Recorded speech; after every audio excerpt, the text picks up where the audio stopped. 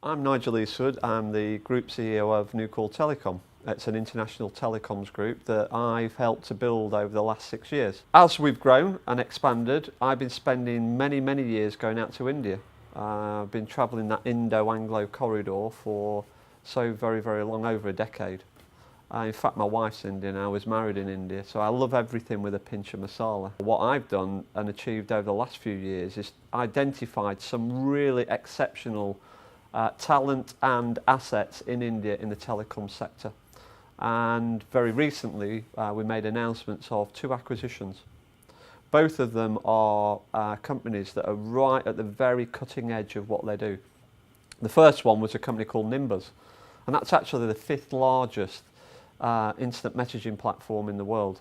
It's not just an instant messaging platform, to be fair. It's the 3rd largest advertising platform in the Middle East, North Africa and India, behind Facebook and Google.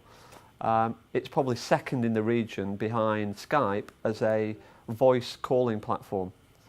And we acquired that during November of 2014. It's got 200 million customers in 210 countries across the world, but particularly concentrated in the Middle East, North Africa and India, and in that corridor between India and GCC countries. The company's been well established for about 8 years, and the CEO Vikas Saxena is a chap that is at the forefront of instant messaging and social messaging generally in the world. So Nimbuzz was our first acquisition. That's based in New Delhi. Then we looked at the opportunity of getting the masses connected to the internet. And the only real way that we can get masses, in my belief, connected to the internet is some form of disruptive technology that has a very small cost of delivery, and that's Wi-Fi and public realm Wi-Fi. If we look at India, to get the 800 million people that today cannot really afford internet access on the internet, realistically Wi-Fi probably is the only media to get them connected. They're aspirational, they're hungry to connect to the internet probably for the very first time. So Wi-Fi addresses that. We spent many months looking at lots of Wi-Fi operators in India and right across the region really, and we found one particular business called Ozone Private Networks. It's the premier Wi-Fi network in India today. It commands the largest footprint right across India for public hotspot provision. It's run by a CEO who's very capable called Bobby Sarin.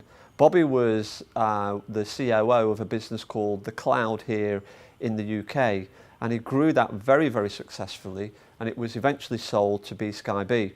That's when he packed his case and moved over to India and has been running Ozone Networks ever since. So what we've done is we've acquired an instant messaging, advertising, VoIP platform in Nimbuzz, and we've also acquired a Wi-Fi public realm hotspot provider in Ozone. We're bringing those 2 together and using the collaborations between the businesses to create what I am entitling My Digital Life. And that's a platform that allows consumers, wherever they may be, during their journey through life, in any particular day, to connect to the internet. So great connectivity is what all people want, not only here in more emerged or more mature markets, but also in emerging markets more and more.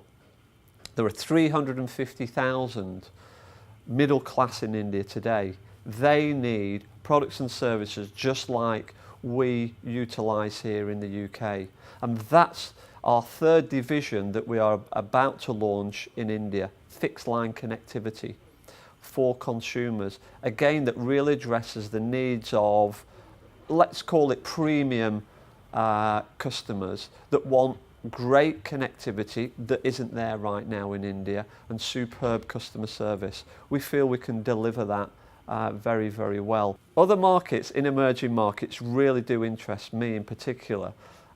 Myanmar, Thailand, Indonesia, these areas with huge GDP growth and a great adoption of new technologies, particularly smartphones, really seems quite attractive for us. They all have the same issues. Access to the internet is limited. Demand is burgeoning. Players actually addressing the market are few and far between apart from the incumbents.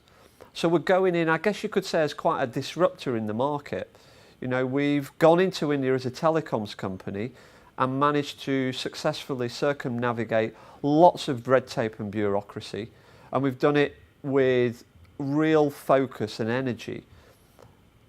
That's quite unique. There's lots of private equity money particularly interested in emerging markets and the opportunities really that we see now in India. It's difficult without having lived and breathed the market to actually be so enthusiastic as to make it successful, because it's hard. Just being from the UK and plonking yourself in India, for instance, in the heat is hard enough. The heat, the dust, the challenges of transportation, different food types, etc., are one thing, just on a personal level. And then you've got all the bureaucracy and red tape that perhaps you don't see in the Western world, that's new, difficult, and quite challenging on first glance.